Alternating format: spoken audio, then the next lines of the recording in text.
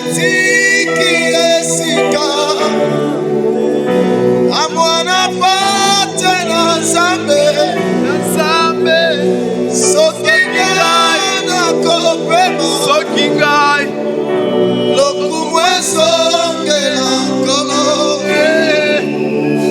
kufa etiki esika na mwana na pase minyoko etiki esika chômage etiki esika maladie etiki esika soloka etiki esika biloko etiki esika kinduma etiki esika amwana pate na Nzambe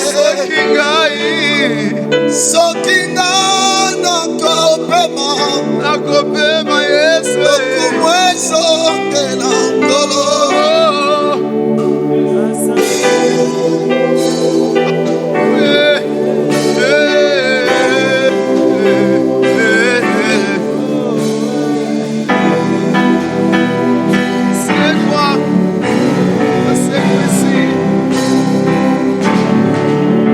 asi asalilisekwa asekwisi nyonso yanga soki nga nakosema lokumu ezongela nkolo masi asalilisekwa asekwisi nyonso yanga soki nga nakopema lokumu ezongela nkolo nayoki posa ya koyemba masiya nayoki posa ya kosalela ye opema naza nango eza se ya mwana pate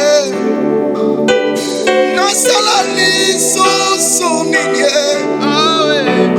botika na yembela nkolo soki nga nakoyemba lokumu ezongela masi azali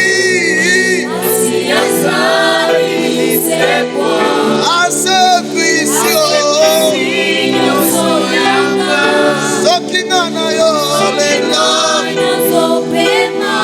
lokumu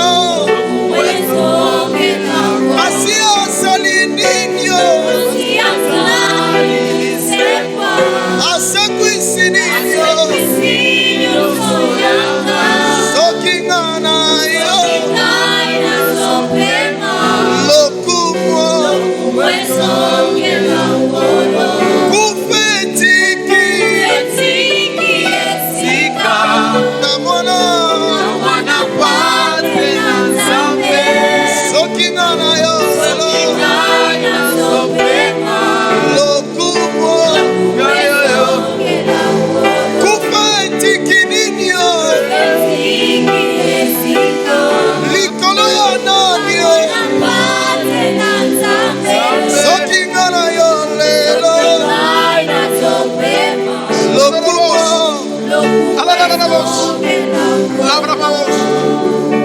est-ce que des voix peuvent s'élever vers le Seigneur? Est-ce que des voix peuvent s'élever? Est-ce que de personnes qui ont été saisies par le Seigneur? Est-ce qu'il y a quelqu'un qui a été saisi par le Saint-Esprit? La Bible déclare se pousser par le Saint-Esprit que des hommes ont prié, se pousser par le Saint-Esprit que la soif de Dieu, la soif de Christ est devenu réel. Est-ce que ce soir, il y a quelqu'un qui a soif du Saint-Esprit? Est-ce que quelqu'un est venu avec le parfum de charme? Est-ce qu'il y a quelqu'un qui est venu avec le parfum de gratitude? Il n'est pas venu avec la fatigue, mais le parfum de gratitude. À l'honneur de celui qui t'a sauvé, à l'honneur de celui qui nous a sauvés, à l'honneur de celui qui nous a fait passer du ténèbre à la lumière, du ténèbre à la lumière, du ténèbre à la lumière. C'est vers lui que nous élevons nos prières. Élève tes prières, prie le Seigneur. Prie Jésus. Prie Jésus. Jésus, prie le Seigneur. Reste tes prières ce soir. Dressons nos prières, élevons-le vers celui qui a tout vaincu. Élevons nos prières vers celui qui nous a dit: venez à moi. Il est là, notre Dieu. Il ne nous aurait pas dit ça s'il n'était pas réel. Puisque notre Dieu, il est réel. Il a dit: venez à moi. Et cet après-midi, nous sommes venus à lui. Dis-le-lui: je suis venu tel que je suis. Je suis venu tel que je suis vers celui qui est mon créateur, mon sauveur, mon divin, mon maître, le parfait, celui qui prend le contrôle de ma vie, celui qui prend le contrôle de tes problèmes. Dis-le-lui: je suis là. Dis-le-lui: je suis là. Tu peux le lui montrer tes questions. Tu peux le lui montrer tes problèmes. Tu peux le lui montrer ce qui te complique. Ce soir, nous sommes venus célébrer celui qui est là. Il nous a accompagnés tout au long de 21 jours. Non seulement 21 jours, mais nous voici le 3 février 2024. Jour après jour, il nous a facilité de terminer le mois de janvier et il nous a permis d'introduire le deuxième mois. Quelle merveille, quelle grâce, quelle merveille, quelle grâce. Même le lui servir, c'est toute une grâce. L'église, c'est toute une grâce. Cette famille, c'est toute une richesse. Oh, merci Jésus. Cet après-midi, nous sommes venus te donner un culte de gratitude. Nous sommes en train de dire: réellement, tu es la résurrection et la vie éternelle. Ni t'étais toi, oh, nous serions dans nos tombes. Ni t'étais toi, nous serions dans la bassesse. Jésus, ton passage sur nos vies, ton passage sur notre chemin a laissé des traces, Et cette trace n'est autre que le trace de Jésus. Cette trace n'est autre que le trace du ressuscité. C'est pourquoi ce soir, nous élevons encore son amour et son cœur. Nous élevons encore son amour et son cœur. En réalité, tu es la résurrection et la vie. Tu es la résurrection et la vie. Tu es la résurrection et la vie. En toi nous avons la plénitude. En toi nous avons la plénitude. En toi nous avons l'assurance. En toi nous avons la plénitude. C'est celle que nous expérimentons.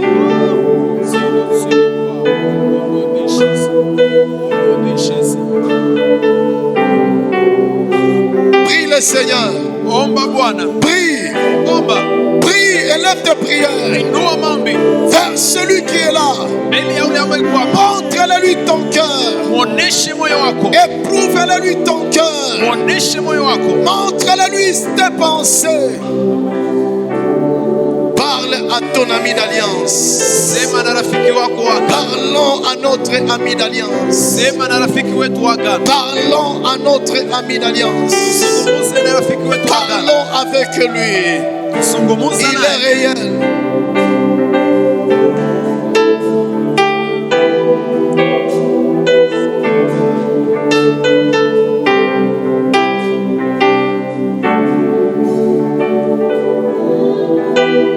Seigneur, fais-moi voir ta gloire. Seigneur, fais-moi voir ta gloire.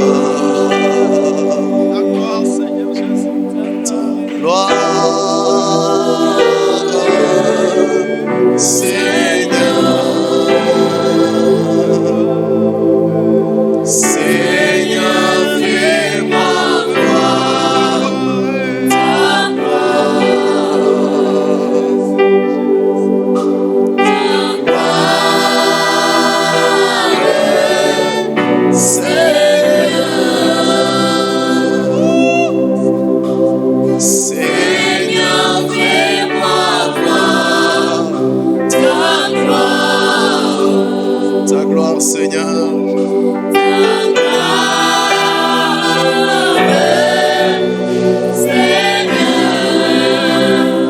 Seigneur, fais-moi voir. Seigneur, fais-moi voir ta gloire. Ta gloire, c'est pour cet après-midi. Ta gloire, Seigneur. Seigneur, fais-nous voir ta gloire. Seigneur, fais-moi voir ta gloire. Ta gloire, Seigneur. Ta gloire, Seigneur. Seigneur, fais-moi voir ta gloire. Seigneur, fais-moi voir ta gloire. Ta gloire, Seigneur. Ta gloire, Seigneur. Seigneur, fais-moi voir ta gloire. Seigneur, fais-moi voir ta gloire. Oui, ta gloire.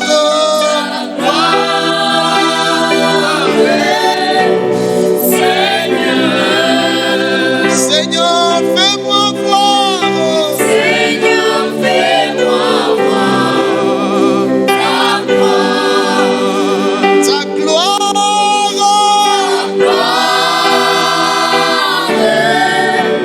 Seigneur. Seigneur, fais-moi voir. Seigneur, fais-moi voir ta gloire. Ta gloire. Ta gloire. Seigneur. Seigneur, fais-moi voir. Seigneur, fais-moi voir ta gloire. Cet après-midi, ta gloire. Ta gloire. Dans l'église, dans la vie. Seigneur, fais-moi voir. Seigneur, fais-moi voir ta gloire. Ta gloire.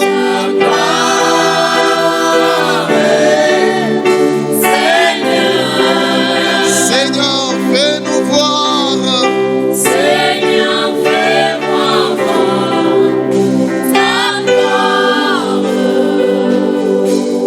Écoute. Tangoma inasukaka. Lekomo nabiaka. Ebukaka baroba. Elakanga yoso.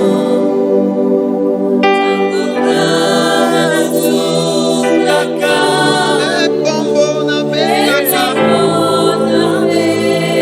Ebukaka bangoma. Elakanga nyoso. Est-ce qu'on peut y aller? Est-ce qu'on peut y aller? Tangoma inasukaka. Ekomo nabekaka. Ebukaka baroba. Eyelakanga nyoso. Est-ce qu'on peut y aller? Pour la gloire de Dieu, parce qu'il y a une telle gloire de Dieu. C'est Tumezingatia Mungu utukufu kwa sababu kuna utukufu.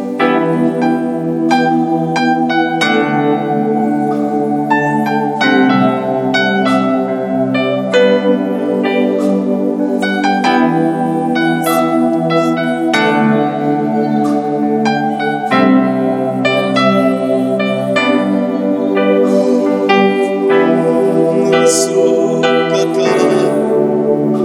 Nekomo nabekaka.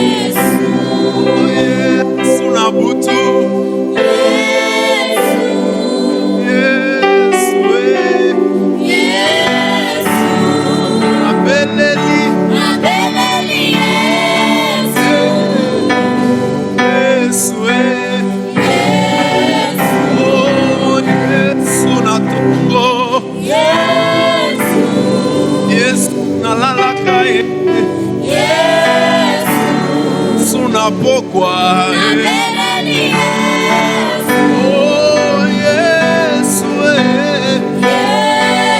ah Yesu, Yesu. Yesu, Yesu. ah nabeleni Nabeleni Yesu. Yesu, Yesu.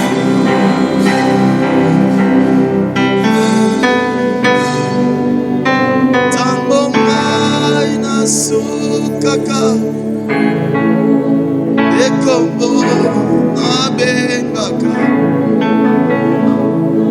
ebukaka bangomba eyelaka nga nyonso. Seigneur, merci. Yesu asante.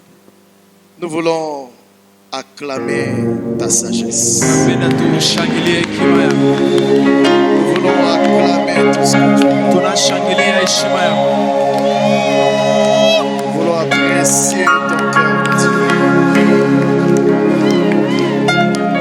Tu es magnifique. Tu es Unastahili. magnifique. Uko mzuri. Tu es magnifique. Tu es magnifique. Tu es magnifique. Saint-Esprit, tu es magnifique. Tu es magnifique. Notre soutien tout au long de ces 21 jours. Notre grâce, c'est toi. Saint-Esprit, nous t'acclamons et nous apprécions ta présence. Tu as fait tellement des choses incomparables et nous déclarons que tu es incomparable. Tunasema wewe haulinganishwi. Merci Jésus, Asante Yesu. qui plaise encore à ta bouche, Ifurahishe tena kinywa yako. qui plaise encore à ta bouche Ifurahishe tena kinywa yako. de nous parler cet après-midi, Kuongea nasi jioni ya leo. juste pour le temps qui nous reste. Kwa ajili tuwe madakika mnatubakia. Nous sommes si reconnaissants Tunakuwa de tunatambua tout zaidi. tes bienfaits tout au long de ces mois de janvier, Tunatambua uzuri wako wewe mwezi wetu wa dans kwanza. lesquels tu nous as emballés dans ces programmes de 21 jours. Ambao ndani mwake ulituweka ndani ya mpango ya siku 21. Au vu des choses auxquelles nous avions palpé, Kupitia vitu ambavyo tuligusa. des témoignages de vie sauvée et restaurée, Ushuhuda na maisha ambazo zimeokolewa. des na kuchunga. batailles vaincues dans les spirituels, Vita ambazo tunashindwa ndani ya kiroho. des trophées que tu nous as donnés dans les spirituels. Ushindi ambao umetupatia ndani ya kiroho. Toutes ces choses que tu nous garantisses tout au long de cette année, Hii mambo yote ambayo unatujibia kwa hii mwaka. Jésus, nous sommes en train de te dire merci. Yesu tukakwambia asante. Nous sommes tellement si petits face à tout cela. Tunakuwa watu wadogo mbele ya ile maajabu C'est yote. pourquoi nous choisissons continuellement Ndio maana tunachagua zaidi et nous décidons continuellement na tunaamua kila siku à être à tes pieds, kuwa kwa miguu yako, à demeurer à tes pieds, baki kwa miguu yako, pour que tu nous parfait encore, ili ututengeneze tena, afin que nous ayons la stature de Christ ili tuwe na uso wa Yesu par la puissance du Saint-Esprit. kupitia nguvu za Roho Nous Mtakatifu. bénissons ton nom, Seigneur, Tunabariki jina lako Yesu tout au long de ces programmes. kwa mpango wote mzima. Toute personne qui s'est donnée pour venir te prier, Ule mtu mwenye alijipana ili aje akuombe, toute personne qui s'est mise à arranger l'église, ule mwenye alijiweka ili atengeneze toute kanisa, personne qui a abandonné juste pour te privilégier, ule mwenye aliacha mambo yake ili atie yako et kwa ceux qui msamaha, ont conduit le culte et qui ont chanté, na ile korali ambayo iliimba, tout le monde qui est venu juste pour toi, Seigneur. kila mtu ambaye alikuja kwa ajili yako Bwana. Au Saint-Esprit, nous sommes en train de te dire merci. Roho Mtakatifu tukakwambia asante. Merci infiniment. Asante Qu'il zaidi. plaise à ta main puissante Ifanye vizuri kwa mkono wako mwenye de nguvu. bénir chaque personne. Kubariki kila mmoja wetu. Parce que la Bible déclare, Kwa sababu Biblia inasema tu es le renumérateur de tous ceux qui te cherchent. wewe ndio mlipaji wa wale wote Seigneur, ambao merci de wanakutafuta. renumérer Asante kulipa à la taille du pourcentage du cœur qui t'est donné pour toi. kwa hesabu ya roho ambazo zilijipana Et kwako, aussi merci na vile Saint-Esprit vile asante Roho pour Mtakatifu la dimension à laquelle tu amènes notre Église. kwa kiwango ambao naleta kanisa yetu, Et nous sommes fiers de tout ce que tu nous donnes dans notre Église. na tunafurahi ile yote ambayo natupatia ndani ya De kanisa. main glorifiée, élevé Saint-Esprit, Tunakupatia utukufu Roho et Mtakatifu, continue à nous bâtir encore. na uendelee kutujenga Tu n'as tena. pas encore achevé ce que tu dois faire dans notre vie. Haujamaliza ile ambayo inabidi ufanye ndani ya maisha yetu. Merci de nous bénir Asante kutubariki à cause de ta fidélité. kwa ajili ya Au nom de uaminifu wako, Jésus-Christ. kwa jina la Yesu Kristo. Amen. Amen. Amen. Amen. Amen. Amen. Nous pouvons nous rasseoir. Tutachukua nafasi Juste quelques minutes kwa madakika fulani avant de nous libérer. mbele niwachilie. En réalité, aujourd'hui, nous venons rendre grâce et gloire. Kwa kweli leo tunakuja kurudishia Mungu tukufu na sifa, Et comme demain c'est l'apothéose, nous serons en train de faire asseoir quelques éléments des na leçons. gizi kesho tutapunguza mkutano, utakuwa nawapatia masomo fulani. Et nous voulons juste dire à Dieu merci. Tunapenda tu tumwambie Mungu asante, Merci pour tous ces bienfaits. asante kwa hii uzuri wote, Merci pour les soutiens.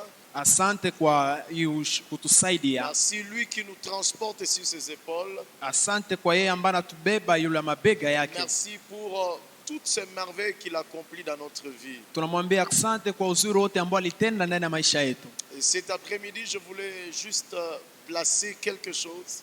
Na jioni nilipenda niweke kitu fulani, Comme je l'avais annoncé hier, gizi nilisema jana, nous sommes en train d'aborder les côtés des 5 choses qui est la réussite. tuko nazungumzia vitu vitano ambavyo ni mafanikio, Parce qu'on peut vivre mais rater la raison de vivre. kwa sababu unaweza kuishi lakini ukose lengo ya kuishi. On peut courir derrière le bien de ce monde mais on court à tort et à travers. Unaweza kimbia nyumba ya vitu vya hii dunia lakini ukimbie kuume na kushoto. On peut entrer et commencer le commerce mais le mariage mais à tort et à travers. Unaweza anza ndoa, unaweza anza biashara lakini unavianza mchanganyiko moja. Salomon nous a donné l'exemple. Salomon alitupatia mfano, Après avoir tout renfloué sur la terre, akisha kukusanya vitu vyote duniani, mais il s'est rendu compte qu'il a embrassé le voie qui n'était pas le voie de Dieu. na kwa mwisho akitambua ya kwamba ameingia ndani ya njia ambayo si njia za Mungu. Et là, à la fin, il dit vanité de vanité. Na mwisho ya maisha yake anasema mambo ya bure ni bure tu. Et Salomon nous en donne plus d'exemples. Na Salomon anatupatia mfano zaidi. Et nous sommes en train d'aborder 5 choses qui représentent la réussite. Na tuko naonesha vitu vitano ambavyo vinatambulisha C'est mafanikio. Dieu qui souhaite que nous réussissons. Ni Mungu anatamani tuweze. De Genèse jusqu'à Apocalypse, nous voyons un Dieu qui veut que l'homme réussisse. Tukitazama mwanzo mpaka Ufunuo tunaona Mungu mwenyewe anapenda wanadamu. Et dans les livres de Josué, il dit Josué, Na médite ndani ma ya kitabu parole, cha Yoshua anasema Yoshua, c'est alors que tu réussiras. ndio maana utaweza. Je vous ai dit que la réussite biblique, elle vaut plus que toutes les autres réussites. Niliwaambia mafanikio ya kibibilia iko zaidi ya kila mafanikio yote. Peut-être demain, par la grâce de Dieu, à l'apothéose, nous allons apprendre quelque chose. Pengine kesho kwa neema ya Mungu wakati ya kumaliza tutajifunza kitu fulani. Et Dieu qui veut que l'Église réussisse, Na Mungu ambaye anapenda kanisa iweze. pourquoi? Kwa nini? Parce qu'il y a plusieurs thématiques qui sont jetées autour de l'Église. Kwa sababu kuna mambo mengi ambayo imetupwa juu ya La kanisa. plupart des personnes pensent que l'Église elle est pauvre. Watu wengi wanawazia kwamba kanisa ni ya La maskini. plupart des personnes jettent vraiment l'opprobre sur l'Église comme si que ce sont eux des personnes qui n'ont pas de valeur. Watu wengi wanatupa umaskini juu ya kanisa kama vile kanisa ni watu ambao wana C'est thamani. pourquoi Jésus-Christ, il dit, Ndio maana Yesu Kristo anasema je bâtirai mon Église. nitajenga kanisa langu. Pour mieux comprendre le volet de la réussite de Ili l'Église. tuelewe vizuri kupanda ndege ya kanisa. Si tu n'as pas la révélation de la parole de Dieu, tu vas passer à côté. Kama hauna ufunuo wa neno la Mungu utapita pembeni ya lengo. Dans Matthieu chapitre 16, le verset 20. Ndani ya Mathayo 16 mstari wa 20. Alors que je pouvais penser que Jésus, il serait motivé d'encourager Pierre, de lui dire, non, il faut aller dire aux gens que c'est moi Jésus. Nilikuwa nawazia Yesu angepasha patia Petro Jude enda ambia watu ya kwamba mimi ndio Yesu. Mais bizarrement, Lakini ya kushangaza, la Bible nous dit, Biblia inatuambia, alors il recommanda aux disciples na sasa akawaomba wanafunzi de ne dire à personne wasimwambie hata mtu qu'il mmoja était le Christ. ya kwamba yeye alikuwa Parce Kristo, que les phrases qui viennent avant, kwa sababu ile msemo ambao zinakuja le mbele, Seigneur dit ceci à Pierre. Bwana anaambia hivi Petro, Ce n'est ni la chair et le sang qui t'ont révélé, haiko ni damu na nyama ambao vilikufunulia, mais c'est la dimension spirituelle. lakini ni kiwango ya kiroho. C'est mon Père qui est dans le ciel. Ni baba yangu ambaye iko ndani ya Mais mbingu. maintenant ici, Na sasa hapa le Seigneur lui dit, hapa Bwana anaambia le Petro verset 20, 20, il lui donne une recommandation. anampatia shurti Il fulani, dit, je te recommande de ne dire à personne que je suis le Christ. anamwambia ninakuomba usiambie mtu yoyote ya kwamba mimi ni C'est que Kristo. quand la parole de Dieu est prêchée, Wakati neno la Mungu inahubiriwa, elle est au pouvoir de tout le monde. inakuwa kwa uzuri wa kila mtu, Elle est à la portée de tout le monde. inakuwa kwa uzuri wa kila mtu. Chacun maintenant doit saisir le volet de la révélation de sa parole. Kila mtu inabidi achukue ufunuo wa ile neno, Et la Bible nous dit na qu'il Biblia était inatuambia le Christ. ya kwamba alikuwa Kristo, Qu'il était le Christ. alikuwa Kristo. Lorsque tu découvres qui est Christ, Wakati unatambua ni nani Kristo, cette gloire, ile utukufu, vous allez changer votre perception de penser que l'église est le minable. utabadilisha mwonekano wako ya kuzania kwamba kanisa ni ya watu wa L'église ne maskini. doit pas mendier. Kanisa iko watu ya ombaomba. L'église ne doit pas forcer aux gens de donner. Kanisa haisi kaza watu watoe. Ça doit être une révélation. Inabidi kuwe ufunuo. C'est pourquoi dans la Bible déclare, Ndio maana Biblia inasema Dieu qui a donné aux enfants d'Israël. Mungu alipatia wana wa Et Israeli, il dit encore à Moïse, na anamwambia tena Musa, allez leur dire, uende waambie, et celui qui viendra me donner des bons cœurs, ule mwenye atakuja kunipatia kwa moyo c'est safi, auprès de lui que tu recevras.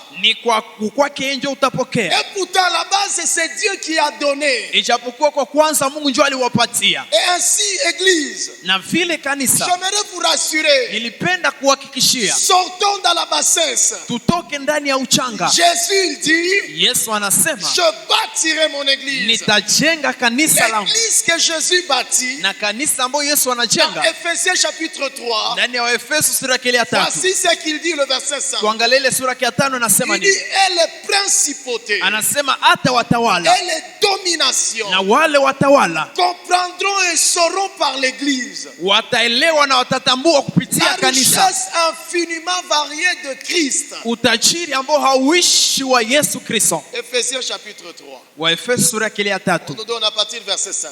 watatupatia kwanza ile mstari wa Nous 5. allons comprendre que l'église, Tutaelewa ya kwamba kanisa c'est pour faire éclater le mystère. ni kuonesha siri. Il dit, il n'a pas été manifesté au Fils des hommes Anasema hakuonekana kwa wana wa watu dans les autres générations, ndani ya vizazi vingine, comme il a été révélé maintenant par l'Esprit aux saints apôtres kama vile alijifunua kwa mitume et watakatifu prophètes de Christ. na wanabii wa Yesu Kristo. On continue. Et ce mystère Na ile siri est que le païen son co-héritier forment un même corps ni kwamba wapagani wanakuwa wariti, wanaunda et mwili participent moja à la même promesse en Jésus-Christ na wanapitia kwa ile ahadi moja ndani ya Yesu Kristo par l'évangile. kupitia Injili. On avance. J'ai été fait ministre selon le don de la grâce de Dieu Nilifanywa mtumishi kupitia qui m'a été accordé par l'efficacité de sa puissance. ambayo ilinipatiliwa na nguvu ya neno lake. On continue. Tunaendelea. À moi qui suis le moindre de tous les saints, Mimi ambao niko mdogo wa watakatifu wote, cette grâce a été accordée d'annoncer aux païens les richesses incompréhensibles de Christ. hii neema ilitangaziwa kwa maskini, utajiri ambao Les usikiliki wa Yesu richesses Kristo, incompréhensibles de Christ. utajiri ambao hauleweki wa Yesu Kristo, Les richesses incompréhensibles. utajiri mkubwa ambao hauleweki wa Yesu Donc Kristo. le Seigneur peut te bénir plus que Bill Gates Ni kusema Yesu anaweza kubariki zaidi ya Bill Gates et effacer le nom de Bill Gates. na kuzimisha hata jina ya Bill Gates. Les richesses incompréhensibles. Utajiri mkubwa ambao haueleweki. Et il dit, à moi qui suis le moindre, Na nasema mimi ambao niko mdogo, les richesses incompréhensibles de Christ. mkubwa ambao eleweki wa Kristo. Allons verset 9. Et de mettre en lumière Na kuweka kwa mwangaza quelle est la dispensation du mystère caché de tout temps ni nini huduma ambayo umefichwa kwa kila wakati en Dieu qui a créé toutes choses. ndani ya Yesu Kristo ambaye muumba mambo yote.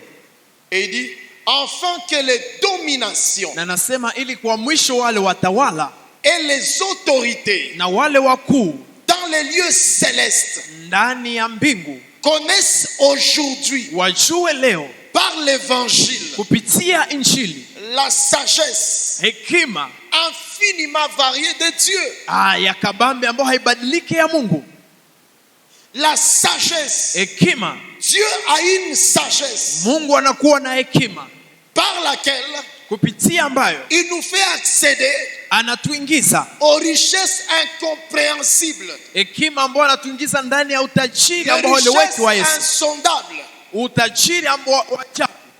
Et ces choses sont en Christ. Na ile mambo iko ndani ya Yesu Et Kristo. nous ne pouvons qu'y accéder par l'évangile. Na tunazifikia tu kupitia Injili. Oh, j'ai pitié de toutes personnes qui ne connaissent pas l'évangile.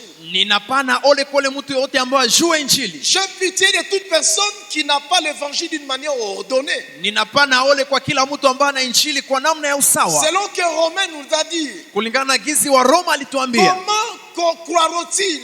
Namna gani wataamini s'il n'y a personne qui prêche? Kama hakuna mtu ambaye anawahubiri. Frères et sœurs, ndugu na dada, accéder à la richesse de Christ d'une manière incompréhensible, kufikia utajiri wa Yesu kwa namna ya ajabu, nous devons inabidi sortir tutoke de ces camps-là, ndani ya ile wakati ile, de ces camps, ndani ya ile zawa, de ces camps, de ces groupes, ndani ya ile umati, groupe de personnes ndani ya ile umati wa watu qui ont une forme d'évangile ambao wanakuwa na namna ya Injili qui n'est pas ordonnée.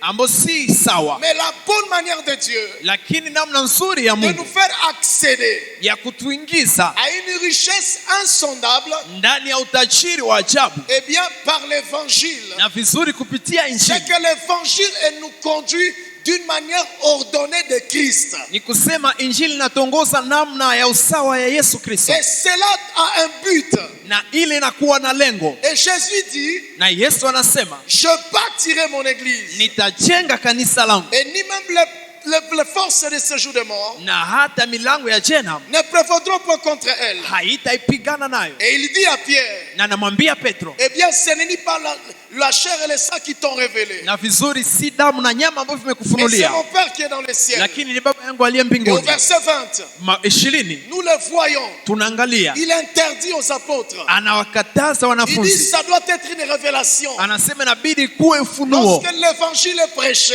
Wakati Injili une inahubiriwa, personne décide mtu mmoja inabidi amue d'ouvrir la porte de son cœur. kufunua mlango wa moyo Ça, c'est wake. le début. Ile ni mwanzo Et de permettre que Christ soit le maître de son cœur. ya kuruhusu Mungu akuwe Bwana wa moyo Ça, wake. c'est le début. Ile ni mwanzo. Et maintenant, par la structuration de l'évangile, Na sasa kupitia hali ya Injili, par la programmation de l'évangile, kupitia sasa kutengenezwa kwa maintenant, Injili, le Seigneur na sasa Bwana fait sortir en lui anatosha ndani ce mwake qui sera en train de donner le monde. ile ambayo itakuwa na shangaza dunia, Ce qui sera en train de donner les grands de ce monde. ile ambayo itakuwa na shangaza wakuu wa hii dunia. Cette année, nous allons le voir. Ile tutaiangalia Quand je vais parler de loi de commencement, wakati nitazungumzia sheria ya mwanzo, vous allez le voir. mtaiona. Et bref, le Seigneur lui dit, Na kifupi Yesu anasema, il recommanda aux disciples kawaomba wanafunzi de ne dire à personne qu'il était le Christ. wasimwambie mtu yoyote ya kwamba yeye alikuwa Kristo. Frère, personne ne te poussera de donner ta vie à Christ. Ndugu, hakuna mtu atakusukuma upatie Mungu maisha yako, Mais tu dois savoir lakini inabidi ujue et que si tu rates la révélation de savoir qui est le Christ, ya kwamba ukikosa ufunuo ya kujua ni nani Kristo, et comme j'aime vous dire, gizi nazuia kuambia,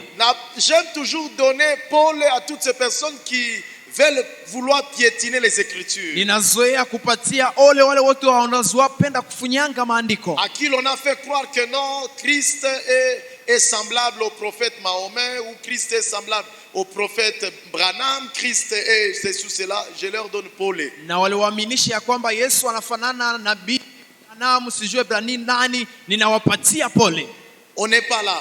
hatuko kule, Mais j'ouvre seulement une parenthèse. lakini nafungua mkato fulani Mais pour parler du Seigneur, ili tuzungumzie Yesu, pour parler du Seigneur, ili tuzungumzie Bwana, il faut 4 choses inabidi vitu que vinne. toutes ces personnes-là n'ont jamais expérimenté, n'expérimenteront pas.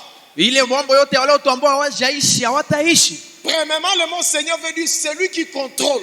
Ya kwanza neno Bwana inatafuta sema mtu ambaye Comment anatawala. vous allez élever à tort et à travers Namna gani mtainua ndani ya machafuko? quelqu'un qui n'a pas le pouvoir de contrôler, Mtu ambaye hana uwezo wa kutawala, de contrôler, ya kutawala, de contrôler les temps et les circonstances. ya kutawala wakati na hali. Et c'est par sa prière au nom de celui qui contrôle les temps, les circonstances, et les gens le prennent à tort et à travers pour le placer là où il ne doit pas être. Na ni kupitia yule ambaye anaongoza wakati ya nyakati na watu wanaitia mahali ambapo haingekuwa. Mais Jésus nous dit ici, Lakini Yesu anatuambia il dit hapa, que non, il doit être une révélation de qui est Christ. anasema hapana, inabidi yeye akuwe ufunuo na nani Kristo. Eh bien, le Seigneur le recommande. Na vizuri Bwana Ça anawaomba, doit être une révélation. inabidi kuwe ufunuo. Tu peux mener ta vie comme tu le veux. Unaweza beba maisha yako kisi Tant unapenda. que tu n'as pas la révélation de qui est le Christ, Wakati hauna ufunuo ni nani Kristo, il y a de grâces et de richesses insondables auxquelles tu n'as pas accédé. kuna neema na utajiri wa ajabu ambao hautafikia. Il y a une manière de tordre les Écritures qui va être ton cœur. Kuna namna ya kusema maandiko ambayo itakuwa moyo wako, Et ce manquement-là va te faire manquer beaucoup de choses. lakini ile kitu itakosesha vitu vingi. Et c'est là que nous sommes en train de dire Na ni Église. pale ambapo tuko nasema kanisa, L'Église ne veut pas mendier. kanisa haiwezi enda ombaomba. L'Église ne doit pas forcer les gens à être derrière juste comme je vous ai dit que non. Moi, je suis contre vraiment les enseignements liés à la prospérité.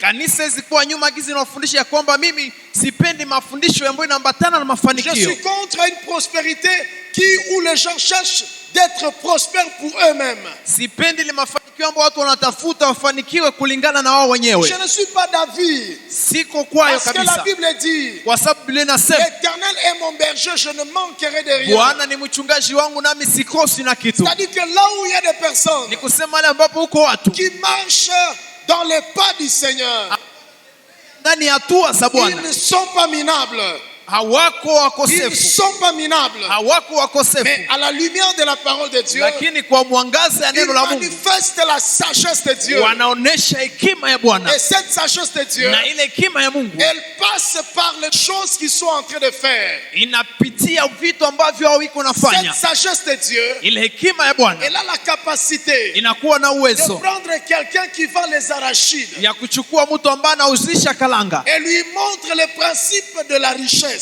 na kumuonesha hatua za utajiri. Cette sagesse de Dieu Ile hekima ya a la Mungu capacité de prendre un étudiant. inakuwa na uwezo wa kuchukua Cette msomi. sagesse de Dieu Ile hekima ya a Mungu la capacité de prendre une maman maraîchère. inakuwa na uwezo ya kuchukua mama Cette bosi. sagesse de Dieu Ile hekima ya a Mungu la capacité de prendre quelqu'un qui vend les unités. inakuwa na uwezo wa kuchukua mtu ambaye anauzisha Cette sagesse de unite. Dieu a Ile la hekima ya Mungu capacité de prendre quelqu'un qui vend seulement de l'huile au marché. inakuwa na uwezo wa kuchukua mtu ambaye anauzisha mafuta Cette sokoni. sagesse de Dieu Ile hekima ya Mungu a la capacité inakuwa na de uwezo prendre quelqu'un qui n'a que seulement le champ. ya kuchukua mtu ambaye anakuwa tu na shamba. Nous allons le parler. Tutaisema Tous les témoignages sont dans la Bible. ile ushuhuda wote Je kuna ne sais na pas si Biblia. les gens lisent quel genre de Bible. Sijue kama kuna vitu ambavyo La Bible mshasema, nous dit, lakini Biblia inatuambia quelque part, fasi moja Isaac a sémé. Isaki alipanda. Isaac a sémé. Isaki alipanda, Ça dépasse l'intelligence des agronomes. inapitia ujuzi wa watu wa shamba. Comment expliquer Namna gani utatafsiri? dans un espace Kwa shamba moja de 25 sur 25, ya 25 sur 25 ce n'est pas normal. haiko kikawaida. Allez poser la question à tous les agronomes. Uende kuswali wale wote ambao Ils vous wanapima diront que shamba, ce n'est pas normal. watakwambia si kawaida. Les lieux où Isaac a sémé, Mahali ambapo Isaki alipanda c'est comme récolter dans 25 carrés. ni kama vile alivuna ndani ya uwanja, 25 carrés, mais il récolte 400 sacs. ndani ya uwanja 25, lakini anatosha ndani 25 carrés, il récolte 1000 sacs. anatosha ndani ya saki C'est ça ce que la Bible nous dit. Nile ambayo Biblia C'est inatuambia. ce que la Bible est en train de dire. La sagesse infiniment variée de Dieu. Hapa ndipo Biblia inatuambia kwamba hekima ya ajabu ya Mungu. Dieu a une forme de sagesse. Mungu anakuwa na namna ya C'est hekima. pourquoi croire à la vérité biblique, Ndio maana kuamini kweli ya ça Biblia te permet de sécuriser ta vie, inakusaidia kulinda maisha mais yako aussi de sortir de ce qui n'est pas divin. na vile vile kutoka ndani ya mambo ambayo si ya Mungu. Comment expliquer Sema qu'une femme qui a 80 ans, ya kwamba mtu ambaye anakuwa na miaka makumi elle peut mnane encore donner un enfant? anayezizaa? C'est ça la sagesse infiniment variée de Dieu. Ile ndiyo utajiri wa ajabu wa Mungu, Et cette sagesse, na ile hekima nous la puisons en Christ. tunaishota ndani ya Et Yesu, pour arriver à cette sagesse, na ili tufikie ile il hekima nous faut la révélation de la personne de Christ. inatuomba ufunuo wa mtu wa Yesu Sinon, nous Kristo, allons taper à côté. pengine tutapita nje ya C'est lengo. pourquoi la Bible nous dit, Ndio maana Biblia inatuambia vous travaillez beaucoup, munatumika sana, vous mangez beaucoup, munakula mais sana, vous n'êtes pas rassasiés, lakini hamushibe,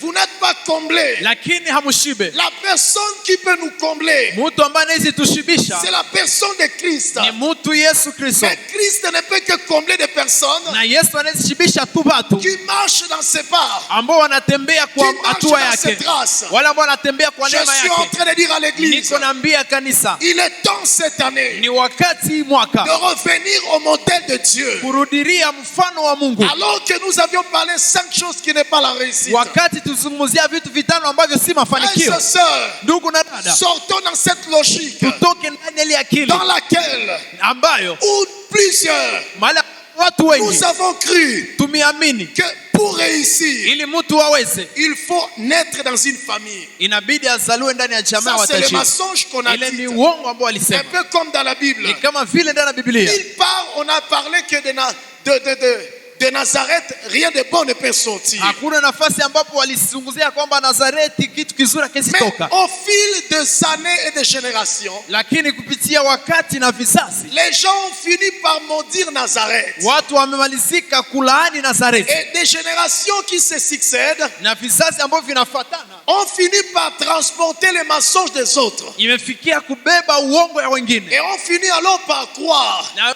sasa kuamini à ce temps où Jésus-Christ devait naître. kwa ile wakati ambao Yesu Kristo angekuwa. Alors Philippe vient voir Nathanaël Na sasa Filipi anakia mwangalia et Nathanaeli les autres. na wengine, Et on lui dit, na wanamwambia nous avons vu Jésus de Nazareth. tumemwona Yesu wa Nazareti, Et les autres répondirent, na wengine wakajibu, est-ce que de Nazareth quelque chose de bon peut sortir? je, Nazareti kunaweza toka kitu kizuri? C'est un mensonge, Ile ni uongo, un esprit, roho mais ambaye qui a traversé des générations.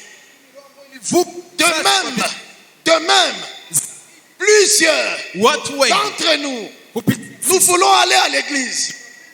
Mais ce mensonge est à nous. lakini ile uongo inakuwa Et à ndani mwetu. cause de cela, Na kwa ajili ya ile plusieurs sont en train de rater watu wengi wako na kosa l'essentiel de leur existence. umuhimu wa kuishi kwao, Plusieurs sont en train de rater wengi wako na toka ndani ya l'essentiel lengo, de leur existence. umuhimu ya kuishi Ils kwao. peuvent venir devant Dieu, Wanaweza kuja mbele ya Mungu ils louent. wanaabudu, Mais quand ils sortent, lakini wakati wanatoka le nje, mensonge là, ile uongo, cet esprit-là, ile roho c'est comme ça vient le prendre. ni kama kuja Et ça kuwachukua commence à les na rappeler. inaanza kuwakumbusha, Toi, tu ne peux pas réussir. wewe hawezi kuweza. Pour réussir, il faut être dans la famille Ili uweze d'éternel. inabidi kwenda ndani Toi, ya tu jamaa ne peux pas fulani, réussir. wewe hawezi kuweza. Pour réussir, il faut être dans la famille Ili uweze d'éternel. inabidi kwenda na jamaa Mais on se fulani. pose là-bas les questions. Japokuwa ni nini swali nzuri Entre celui qui était à l'église kati ya yule ambaye alikuwa et celui qui kanisani vient de sortir, na yule ambaye ametoka, sont-ils deux personnes différentes? je, ni watu mbili tofauti? Entre celui qui était en train de danser Kati ya yule ambaye alikuwa et anacheza celui qui vient d'arriver à son chant, na ule mwenye amefika y shambani, a-t-il deux personnes qui ont écouté la parole de Dieu? kunakuwa watu tofauti ambao wamesikia neno la Mungu. Et c'est à cause de cela. Ni kwa sababu ya ile Même les nations hata mataifa et quelques nations africaines na taifa zimoja sont dans la bassesse. ziko ndani ya uchawi, Derrière de ça, nyuma ya ile, à cause de ça, kwa sababu ya mais moi ile. je crois, Lakini mimi et je ne cesse toujours de vous dire, na ninasema là où l'évangile de Christ est prêché, mahali ambapo injili ya Yesu Kristo elle imehubiriwa vient civiliser les gens. na imekuja kuendelesha watu, L'évangile vient civiliser quelqu'un. injili inakuja kubadilisha watu, L'évangile vient apporter le métanoïa dans la vie de quelqu'un. injili inakuja kuleta mabadiliko ya akili ndani ya maisha ya mtu, Et Dieu veut nous voir réussir. na Mungu anapenda tuone sisi tumeweza. Et à la base, Na kwa mwanzo la différence qu'il y a de ceux-là qui réussissent et ceux-là qui échouent, Utofauti ambao kati ya wale ambao wanaweza na wale ambao wanashindwa. Tous ce sont des êtres humains. Wote ni Tous wanaishi. sont des êtres humains. Wote ni wanadamu. Ne pensez pas que Dieu privilégie tel plus que tel. Lakini usizani ya kwamba Mungu ametia thamani kwa mwingine zaidi ya L'un de mwingine. nos plus grands problèmes, Shida yetu kubwa parce que nous avons déjà calqué la réussite. ni kwa sababu tushatia kwenye akili yetu Nous nous sommes mafanikio. déjà fixés ce qu'est la réussite. Tushajua mafanikio yanawezeka kwa njia La hii. plupart pensent que réussir, c'est devenir député. Watu wengi wanajua tu kuweza ndani ya maisha ni kukuwa waziri. La plupart pensent que réussir, c'est d'avoir 12 enfants. Watu wengi wanadhani kuweza ndani ya maisha ni kuwa na watoto 12. Chaque année, elle est à l'hôpital. Kila Et puis, mwaka elle anakuwa rentre, hospitalini, et puis l'église anazaa, vient lui rendre visite. Et puis kisha après, kanisa il anakuja pense que c'est ça kumwangalia, réussir. anadhani ile ndio kuweza. En tout cas, vraiment. Et puis quand les motos passent, tu déranges les gens. Et puis même, Nakisha, même toi-même, tu peux tomber. Et puis toi, tu penses que c'est ça réussir. Piki Mais piki maintenant, il zinapita, faut voir unasumbua. dans quelle manière tu es en train d'engendrer ces enfants-là. Sasa inabidi uangalie kwa namna gani na kwa hali gani kuna zaa wale watoto. Frère, Ndugu, vous allez où avec la définition de la réussite? munaenda wapi na kufafanua mafanikio? Il est vrai que Dieu veut que nous puissions nous perpétuer sur la terre. Inawezekana Mungu anapenda tuzae dunia nzima. Mais il est plus vrai que Dieu nous veut être grands responsables. Lakini kitu kikubwa Mungu anapenda kwetu ya kwamba tukue watu wenye majukumu. Le monde et Satan et les démons nous ont déjà calqué certaines réussites. Dunia na shetani ashaweka mbinu zimoja ndani ya akili Pour zetu. les uns, réussir c'est devenir avocat. Kwa wengine ili aweze inabidi akuwe tu Pour les autres, mtetezi. réussir c'est de faire la médecine. On n'est pas Kwa contre ça, wengine c'est ili bien. aweze inabidi tu akuwe tu mganga. Qui vous dit que c'est ça la réussite? Nani anakuambia ile ndio kuweza? Tu penses que tu ne peux pas réussir en faisant même l'entrepreneuriat? Unadhani ya kwamba huwezi kuweza ukifanya hata biashara? Pour les autres, réussir c'est d'avoir un gros diplôme. Kwa wengine kuweza inabidi akuwe na cheti kikuu. C'est bien.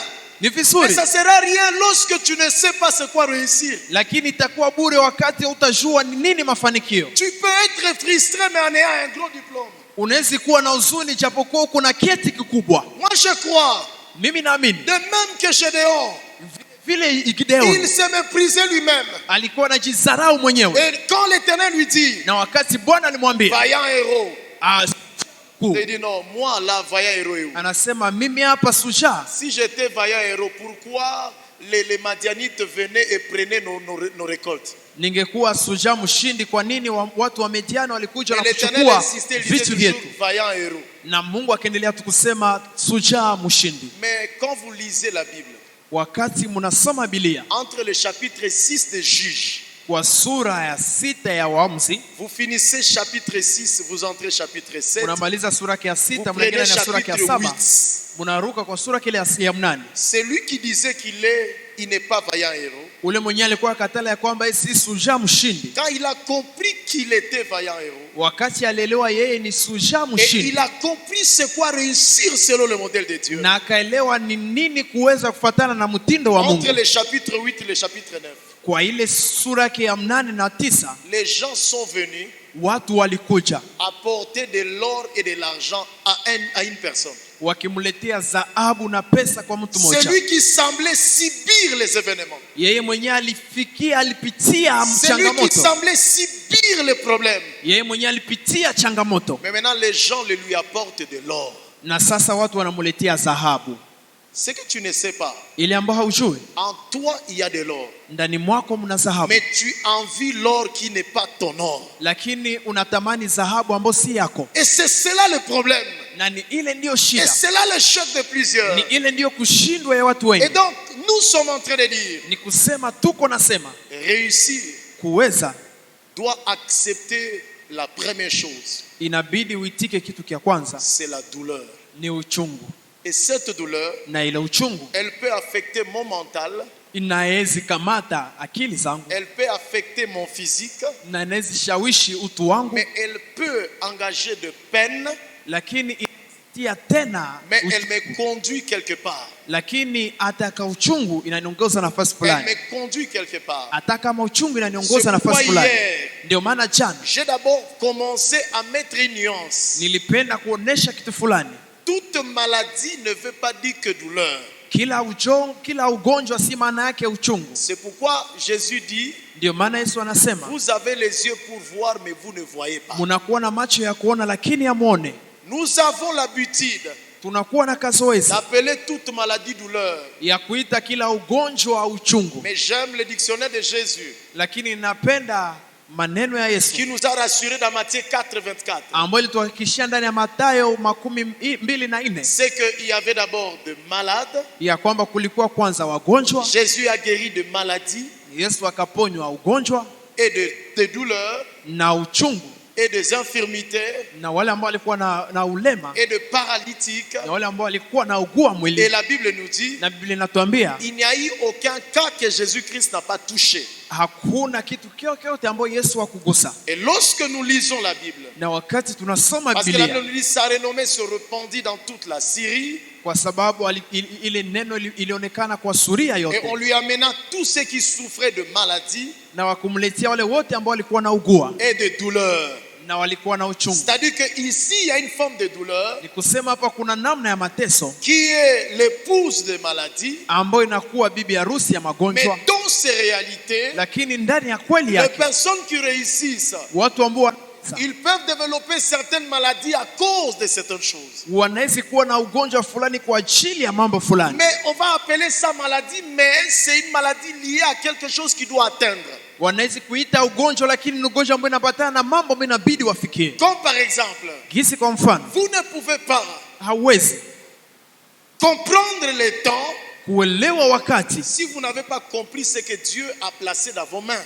kama haukuelewa ile ambayo Mungu aliweka ndani ya mikono Parce yako, que tout le temps que Dieu te donne, kwa sababu kila wakati yote ambayo Mungu anakupa, derrière ce temps-là, Dieu veut faire éclater la sagesse. nyuma ile wakati Mungu anapenda aoneshe hekima, Et quand tu dépasses le temps, na wakati unavukia wakati, Dieu n'a pas que toi. Mungu hana tu wewe. Il peut alors donner quelque chose juste pour que tu sois dans le timing. Anaweza pana kitu fulani ili ukuwe tu ndani ya Et wakati, en attendant qu'il accomplisse des choses avec des personnes qui ont compris c'est quoi le temps. lakini akichunga kutimiza vitu na watu fulani ambao walielewa ni nini wakati. Tout ce qui tombe dans tes mains, Wale wote vile vyote ambavyo vinaanguka ndani ya tout mikono ce yako, qui entre dans tes mains, vyote ambavyo vinaingia ndani ya ne mikono veut pas yako, dire d'abord aller acheter sucré. si kusema ya kwamba uende kuuza kwanza bia. Tout ce qui tombe dans tes mains, Ile ambayo inaingia ndani ya ne mikono veut pas yako, dire d'abord appeler tous les amis et qu'on sache que toi aussi tu as quelque chose. maana yake si kusema uite marafiki wako wote na unajua kwamba uko na Tu pesa. dois éprouver une forme de douleur. Inabidi uwe na uchungu fulani. Lorsque tu n'as pas compris cette douleur-là, Wakati haujaelewa ile uchungu, il y a une douleur kuna uchungu entre celui qui refuse d'aller à une boîte kati ya yule ambaye anakatala kuenda kwa chumba cha walevi et celui qui va na ule ambaye anaenda juste pour y satisfaire. ili tu aende tu Mais celui kujifurahisha, qui a la douleur, lakini yule ambaye parce anakuwa na que la uchungu chair veut le lui appeler. kwa sababu mwili inakuja Or, kumkumbusha, les choses que tu bâtis dans leur temps, ijapokuwa vitu ambavyo unatenda ndani ya ile elle wakati permet maintenant de révéler la sagesse de Dieu. vinasaidia sasa kufunua hekima ya Mungu. C'est comme celui qui est malade. Ni kama ule ambaye anaugua, Quand quelqu'un est malade, on lui amène à l'hôpital. wakati mtu anaugua anamleta Et hospitalini, personne ne peut être soigné à l'hôpital sans qu'il ait présenté l'argent. na kuna mtu anayesi apatiwa matibabu Lorsque hospitalini tu commences bila une kupana pesa. Lorsque tu commences une entreprise, Wakati unaanza il y kazi, a des préalables qui doivent passer. kuna vitu ambavyo inabidi uanze navyo. Lorsque tu entres dans le mariage, Wakati unaingia ndani ya ndoa, il y a des préalables qui doivent passer. kuna vitu ambavyo inabidi vipite vya En fait, kwanza. c'est bref, Dieu n'est pas en train de dire que tu ne vas pas donner aux gens. Na kwa kifupi ya kwamba hakuna kitu ambacho ulikataa kupatia watu, Parce que nous le voyons avec Abraham. kwa sababu tunaangalia pamoja na Il Ibrahimu, était assis sur la chaîne de Mamré, anaketi kwa kiti kia mais il a Mamre, vu de loin les anges. lakini akaona kwa mbali malaika Et il est allé juste pour le donner. na kaenda ili tu Et wakamate, derrière ça, il a encore ajouté quelque chose. na nyuma ile akaongeza tena kitu C'est fulani. pourquoi certaines révélations Ndio maana ufunuo fulani sont une garantie pour aller loin. zinatuleta ili tuende mbali. Alléluia. Amen, Alléluia. amen, Alléluia. amen. Frère, on n'est pas pauvre. Ndugu, hatuko Mais maskini, c'est parce qu'on n'a pas l'évangile de Christ pour devenir une bonne manifestation. ni kwa sababu hatuna injili ya Yesu ili tuwe na mwonekano Frère, mzuri. c'est pourquoi certaines personnes pensent que même les apôtres ou l'église primitive étaient pauvres, n'étaient pas pauvres. Ni kwa sababu watu wengi wanadhani kanisa ya kwanza ilikuwa maskini. Haikuwa maskini, Et les gens se passent comme s'ils sont des lecteurs de la Bible et pourtant ils ne les lisent pas.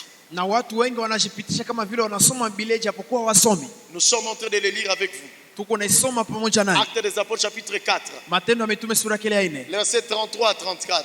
Makumi tatu na tatu, makumi J'aime le tatu na verset 4. 34. Ninapenda ile mstari La wa Bible nous makumi dit tatu na que 4. où dans l'église primitive, il Bible n'y avait inasema, aucun indigent. Ndani ya kanisa ya mwanzo hakuna mtu ambaye alikuwa Il n'y anazaraulikana. avait aucun indigent. Hakukuwa ambaye alikuwa anazarauliwa. C'est-à-dire que tous avaient réussi. Ni kusema wote waliweza. C'est-à-dire que personne n'était pas à la place de l'autre. Hakuna mwenyewe aliweza kwa nafasi ya mwingine. Mais toutes ces personnes Lakini wale watu wote appréciaient le travail de chaque personne. walikuwa wanafurahia mafanikio ya kila Parce mtu. que ça répondait aux attentes de Dieu. Kwa sababu ilikuwa na jibu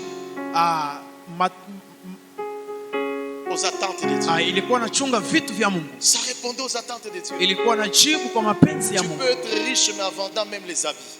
Unaweza kuwa tajiri ukujisha hata manguo. Alléluia. Amen. Alléluia. Amen. Tu peux être riche même en état bonne quelque part. Unaweza kuwa tajiri wakati ukuwa mfanyakazi nafasi Tu fulani. peux être riche. Unaweza kuwa tajiri.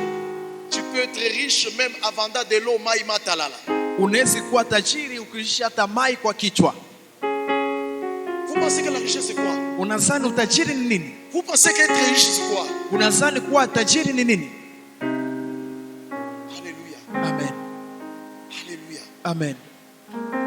Église, Kanisa, cette année quelqu'un doit passer à un autre niveau. hii mwaka mtu inabidi apite kiwango ingine. Cette année nous devons passer à un autre niveau. Hii mwaka inabidi tupite kiwango Parce que ingine. le Seigneur nous attend à des grandes attentes. Ili ni kusema Bwana anatuchunga kwa matarajio makubwa. D'où je suis en train de vous dire, Mahali ambapo niko nawaambia, il faut que nous fassions maintenant. inabidi tutende sasa. Tu dois être conscient. Inabidi uwe na dhamiri. C'est un peu comme naturellement. Ni kama vile ndani ya mwili. Pour que Dieu vienne faire éclater sa sagesse, Ili Mungu aonyeshe hekima yake, il passe d'abord par un cœur qui s'accepte. anapitia kwanza kwa moyo ambao inajiitika. Alléluia. Amen. J'ai toujours pris cet exemple. Ninaweza kupana hii mfano. J'ai dit, on veut engager 2 personnes bonnes quelque part. Wanatafuta patia kazi wafanyakazi ama wakijakazi wawili nafasi Et fulani. après qu'on les ait engagés, Wakati kuwapatia kazi, mais on constate que l'un de deux sait écrire et lire. lakini wanatambua kwamba kijakazi moja anajua andika na kusoma. Et toujours dans ce même travail, Na ndani ya ile kazi on cherche maintenant qui va être secrétaire. wanatafuta sasa nani atakuwa mwandishi. Mais maintenant, Na sasa tous sont entrés comme bonnes, wote waliingia kama vile vichakazi, mais il y a quelque chose qui les a accompagnés. lakini kuna kitu fulani ambacho kiliwashindikiza. Mais maintenant, tout d'un coup, le patron vient dire aux deux, Na kwa ile wakati Mungu anakuja, bosi anakuja kuambia wote wawili, à supposer que tous deux, quand ils étaient bonnes, ils étaient rémunérés à $10. akionyesha kama vile wakati walikuwa vichakazi wote walikuwa wanalipwa $10. Mais maintenant que les phases passent, Lakini kwa sababu kiwango inapita, mais maintenant parce que l'autre là ont produit des valeurs, gizi ule mwingine yeye alikuwa na thamani, alors on dit maintenant l'autre là qui est passé secrétaire, ule mwenye alipita kwa hii on va kazi commencer à lui donner $50. tutaanza kumpokeresha 5,000. Je ne pense pas Siamini que celui qui est bon mais qui n'avait pas les éléments qui pouvaient les accompagner, ule mwenye alikuwa kijakazi angekuwa na mambo ya il kumsindikiza, peut penser à être écrit. angezani ya kwamba yeye Il peut penser, il peut commencer à développer un cœur écrit. akaanza kuwa na angeumba moyo mgumu ndani Je ne mwake. pense pas. Sizani, Je ne pense pas. sizani. Bien-aimés dans le Seigneur, Wapendwa ndani ya Bwana, quand la Bible nous dit, wakati Biblia il faut inatuambia que je fasse maintenant, inabidi nitende parce sasa, que tu ne sais pas, kwa sababu il haujui, faut que j'apprenne maintenant. inabidi nijifunze sasa. Apprenez le tout. Kujifunza yote, Apprenez tout. kujifunza vyote, Apprends comment laver les habits. kujifunza kufua mavuo, Parce que tu ne sais pas là où le Seigneur passera pour maintenant élever ton diplôme. kwa sababu haujui mahali gani Mungu atapita ili inue cheti yako. Apprends même à préparer, à cuisiner. Jifunze hata kupiga chakula. Tu ne sais pas le jour où ta femme sera malade et qui va commencer à préparer pour elle. Haujue siku ambapo mke wako ataugua, nani atampikia chakula. Et pourtant, toi, tu es en train de passer toujours. Je vais aller appeler Catherine, la voici là-bas. Toi, tu ne sais pas que Catherine est en train de voir. Quand il vous voit dans votre couple, vous êtes bien. Catherine est en train de dire, le jour où j'aurai une opportunité, je vais faire tomber cet homme-là. Unawaza tu nitaita tu Katerina atapigia bibi yangu. Ijapokuwa Katerina yeye iko naza siku ndapata fursa ndaangushe ile unyumba. Oh, ta femme elle est à l'hôpital. wakati mwanamke yuko Maintenant, toi, tu hospitalini, vas dire non, Catherine, viens cuisiner pour moi. nasa unasema Katerina, kuja unipigie Le chakula. premier jour, elle le fait bien. Siku ya kwanza anapiga Mais le vizuri, deuxième jour, lakini siku ya elle pili dit que non, tu sais quoi? anasema unajua nini, En tout cas, je t'ai toujours cherché. kweli kweli ninakutafuta Et mara mingi, aujourd'hui, je vais dire comme la femme de Potiphar. na leo napenda niseme kama vile mwanamke wa Potifari. Voici d'ailleurs son habit. Angalia hata nguo Et il yake, a voulu lui-même enlever les habits. na akapenda mwenyewe atoshe mavazi. Frère, apprenez maintenant. Kijana, ndugu, jifunze Apprenez sasa, maintenant à cuisiner. jifunze kupiga chakula Parce que tu sahihi, ne sais pas. kwa sababu Tu haujui, dois communiquer quelque chose à tes enfants. pengine utafundisha kitu fulani kwa watoto wako. Apprenez quelque chose. Jifunze kitu fulani Tu restes bref. ya kubaki Quand mkato tu épouses la fille d'autrui, wakati unaoa bibi wa ou watu quand la fille d'autrui t'épouse, ama unaoa mtu fulani, on n'entre pas dans une vie esclave. hauingie ndani ya maisha ya ufungwa, On doit toujours dire, mahali ambapo nabidi tu useme Munilete yake, amenez-moi seulement la Munitoshe nourriture, yake, enlève-moi seulement les Uye souliers, munilete ekopo. amenez-moi les Frère, gobelets. si kopo iko pale wende ukikamate. Bien-aimé, les gobelets là, allez prendre ça. Ta femme est là à la cuisine en train de Bibi préparer. yako iko ndani ya Il dit, mafiki kwa piga, non, Maman Esther, viens me donner ces gobelets là. lakini mpaka tu sema Mama Esther kanipatia kopo ile, ni maisha gani? Les gobelets là. Kopo iko pale, Mais tellement que dans ta logique, lakini kwa sababu ndani ya akili zako l'homme c'est le chef de la famille. mwanaume ni mwongozi wa jamaa. Tu as oublié que l'homme, Ulisahau ya kwamba mwanaume, la Bible nous dit dans Ephésiens 5, Biblia inatuambia ndani ya Waefeso 5, comme Christ est le modèle. gizi Yesu Kristo ni mfano. Tu es le modèle en quoi? Unakuwa mfano kwa Tu n'es nini? même pas le modèle en humilité. Haukuwe mfano kwa kujishusha. Les gobelets là-bas, Kopo iko pale, ça te coûte quoi? inakuomba ngapi Oh, c'est que Catherine est en train de faire là-bas. ili tu uone ile Katerina ambayo iko nafanya Oh, c'est kule? que Catherine est en train de faire Ijapo là-bas. ile Katerina iko nafanya kule C'est encore le foufou que toi tu vas manger. ni ugali ambayo wewe mwenyewe utakula. Tu diminues en quoi? Unajishusha kwa nini? Tu diminues en quoi? Unajishusha kwa nini? En quittant et en allant prendre ça. Toka tu hapa na kuchukua kopo Et tu restes là où se trouve de l'eau, c'est là-bas. na kubaki kunapatikana maji ni hapa.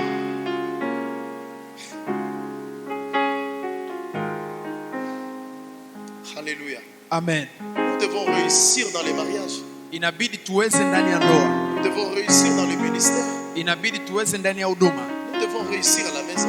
inatuomba tuweze nyumbani, Nous devons réussir dans la famille. inatuomba tuweze ndani ya jamaa. La vie spirituelle, c'est l'ensemble de tout. Maisha ya kiroho ni muungano wa yote. Bref, je reviens à ce témoignage. Kifupi, ninarudilia hii ushuhuda. Alors, c'est lui qui a été élevé. Ule mwenye aliinuliwa, Alors, l'autre est resté. ule mwingine na kabaki. On ne peut pas venir attaquer le chef. Hawezi kuja piga bosi, Parce qu'on ne sait pas ce que le chef a trouvé dans les deux. kwa sababu hawajue bosi alipata umuhimu gani ndani ya vile Et puis vijakazi l'autre viwili, là va commencer à dire, na ule mwingine kijakazi non, ataanza on sema n'est même pas dans ce travail-là. hawanitie ndani, hawanipende ndani ile kazi, Je n'arrive pas à comprendre. sifikie kuelewa. Tous nous sommes entrés comme bonnes. Sisi sote tuliingia kama vile Donc vijakazi, là, on l'a pris. ule mwingine walimchukua, Moi, on m'a laissé. ni wakaniacha. Tu ne sais pas ce qui s'est passé pour que l'on puisse prendre l'autre. Haujue umuhimu gani ule mwingine iko Mais nayo aussi, on wamchukue, n'a pas voulu tout te dire. na kama hukupenda kuambia Juste pour ne pas aussi te frustrer. kwa ajili tu asikupatie huzuni, Mais peut-être que si on t'aurait dit ça, lakini pengine wangekuambia ile, et tu commencerais à dire si c'était à refaire. ungeanza kusema ningelijuaka. Alors que nous avons le temps tous. Ijapokuwa sote tunakuwa na wakati, Il faut que je lise la Bible maintenant. inabidi nisome Biblia sasa, Il faut que tu médites la Bible maintenant. inakuomba usome Biblia Ne sasa. pense pas que la Bible, sa méditation est réservée aux hommes, pas aux Usizani femmes. ya kwamba Biblia matafakari wake inakuwa tu ya wanaume, hapana kwa wanawake. C'est pourquoi on entre dans cette logique-là. Ndio maana tunaingia ndani ya ile mafikiri, La femme n'a pas d'église. hapana, mwanamke hana kanisa. Vraiment. Lakini Donc, ok, si la femme a l'église, kama mwanamke hana kanisa, je pose la question à toutes les mamans qui sont ici, quelques mamans ici. nina swali wa mama wote ambao wako hapa. Est-ce que ta fille peut venir te dire, Je, mtoto wako anaweza kuja kuambia msichana, mama yaya, mtoto wako anakia kwambia sema nilipata mlozi njoo bwanangu, utamwitika? Utamwambia kuye? Utamwambia kuye? la fille vient te dire que j'ai trouvé un féticheur mari, est-ce que tu seras d'accord? Est-ce que utamwambia kuye? Tu vas lui dire qu'il vient, qu'il est le bienvenu. Comment les gens disent non, mwanamke akwake na dini, unaweza enda tu kwenye utaenda umepurukiwa les témoins. namna gani watu wanasema la femme n'a pas l'église aller là où tu veux. Lakini vraiment, est-ce qu'il y a les gens vraiment qui veulent passer à la table du Seigneur pour dire délivre-moi Seigneur? Je kuna watu ambao wanazipitia meza Bwana kusema Bwana uniokoe. Parce que non pourvu qu'elle itoka alienda. Le plus important qu'elle a été mariée et puis elle est dans son foyer. Mettons-nous debout, nous voulons prier. Tushimame na tutaomba. Demain nous allons clôturer. Kesho tutapunguza. Et nous sommes ici à partir de 8h30. Na tuko hapa kwa ile saa moja na nusu. Saa mbili na nusu. 8h30 les cultes commencent. Saa mbili na nusu ibada inaanza. Et pour que nous ayons le temps de terminer à 11h. Ili tuwe na wakati ya kumaliza na ile. Mais comme c'est le moment d'agapé, saa tano na hizi c'est pourquoi nous commençons à 8h30. Hizi tutakuwa na agape ndio maana tunaanza ile saa mbili na nusu. Ces 30 minutes là vont nous permettre de les récupérer avant 11h juste.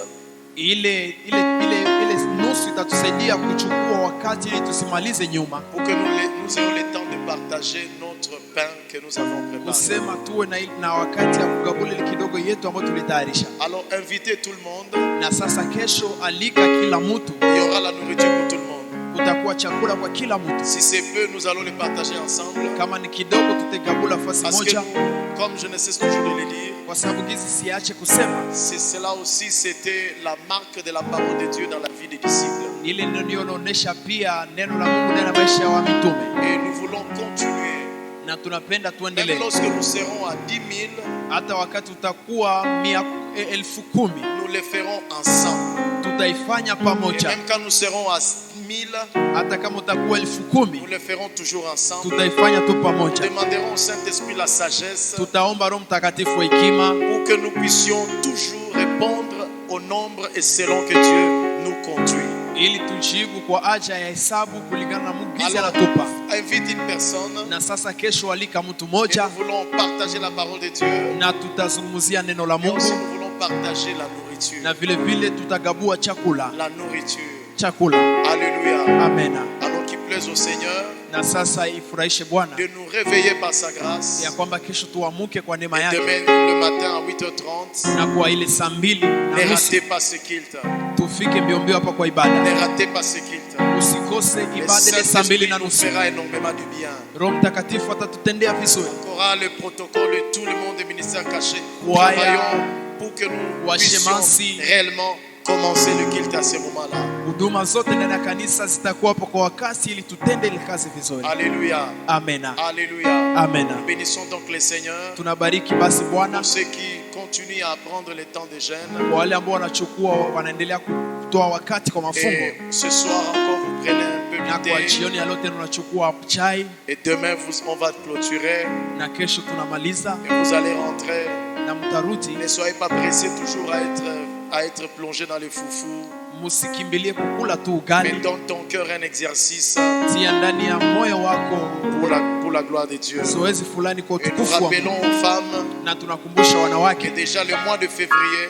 Mwezi wa pili tayari. Nous commençons directement notre formation. Tunaanza mafundisho yetu. J'ai encore l'énergie en moi du Saint-Esprit. Ninakuwa tena ndani mwangu na nguvu za Roho Mtakatifu. J'ai encore en moi l'énergie du Saint-Esprit. Ndani mwangu mungali tena nguvu za Roho Mtakatifu. Je dois servir Dieu. Ningali tena na ile ambao je dois servir Dieu. Inabidi nimtumikie Mungu. Et je dois vous servir comme il se doit. Inabidi niwatumikie kama vile Mungu. Et je dois me rassurer. Inabidi nihakikishe avant de quitter ici sur la terre. Mbele ya kutoka hapa duniani. Que je n'ai rien en moi qui appartienne à Dieu et qui vous appartienne. Sikuficha kitu ndani mwangu ambao Mungu alikinipa ili niwapatie. Alléluia. Amen. Alléluia. Amen. Alléluia. Amen. Et nous rappelons donc déjà nous allons le parler demain. Ni kusema tunakumbusha watu na tutatangaza pia kesho. La Pâque elle va être intervenir au mois de mars le 31. Pasaka itakuwa mwezi wa 3 tarehe 31. Après le mois de février séminaire, mois de mars je commence quelque chose pour l'évangélisation et puis attaquer la Pâque et puis la Pentecôte et puis nous serons en train d'avancer pour la gloire de Dieu. Kusema mwezi wa pili tutamaliza semina na wamama, kisha mwezi wa 3 tunakuwa na Pasaka, kisha baadaye tunazungumzia yengine wa mwisho wa kanisa kwa utukufu wa Mungu. Alléluia. Amen. Bénissons le Seigneur. Tubariki Bwana. Et prions pour le retour. Na tuombe kurudia kwetu. Est-ce que tu bénis le Seigneur? Je unabariki Bwana. Ah, prie le Seigneur. Omba Bwana. Prie Jésus. Omba Yesu. Prie Jésus. Omba Yesu. Prie Jésus. Omba Yesu. Prie Jésus. Omba Yesu. Bénis-le. Bariki Yesu. Comme tu as écouté des choses de grande bénédiction. Kusikiliza vitu vya baraka kubwa. Que Dieu te garde. Mungu akuchunge. Que le Seigneur te rassure. Bwana akupatie uhakika. Que sa couverture soit ton partage. Bulangeti yetu ikuwe yetu. Par devers la sagesse de Dieu. Ambayo inafunua neema ya Mungu na Que hekima ya Dieu Mungu. te donne la force. Ili Mungu atupatie. N'abandonne rien.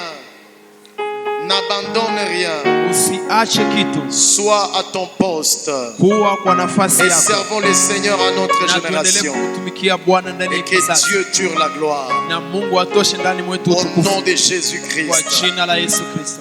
Que l'Esprit de Dieu bénisse ton retour.